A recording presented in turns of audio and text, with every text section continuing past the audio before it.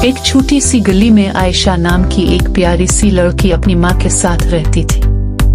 आयशा बहुत मोहब्बत करने वाली थी और फूलों, परिंदों और जानवरों से गहरी मोहब्बत रखती थी।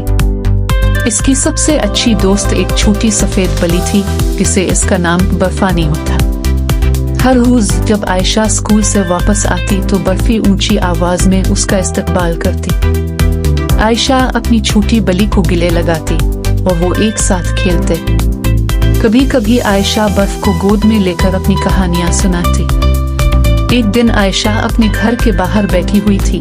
उसने देखा कि कोयल का एक छोटा परिंदा एक शाख पर बैठा मीठा गाना गा रहा है। आयशा ने सोचा कि बर्फ और चिड़िया की दोस्ती हो जाए तो बहुत मजा आएगा। इसने बर्फी से कहा, देखो बर्फानी, क्या ये कोयल इतनी खूबसूरत नहीं है? क्या तुम इससे दोस्ती करना पसंद करोगे? बर्फानी ने अपनी बड़ी बड़ी आंखों से परिंदे की तरफ देखा और फिर आयशा की तरफ देखा, जैसे कह रहा हो मैं कोशिश करूंगा। आयशा ने प्यार से बर्फी से कहा, अगर तुम पुरसुकून रहो और इससे न डरो तो कोयल हमारी दोस्त बन जाएगी। बर्फीली अपनी दम हिलाती और आहिस्ता आहिस्ता परिंदे के करीब आई। कोयल पहले तो थोड़ी डर गई थी, लेकिन जब उसने देखा कि बर्फानी सुकून से चल रही है तो वो खामोशी से बैठी रही। आहिस्ता आहिस्ता बर्फानी और कोयल के दरमियान दोस्ती खुल गई। आयशा ने उन्हें एक साथ देखा और मुस्कुरा दी।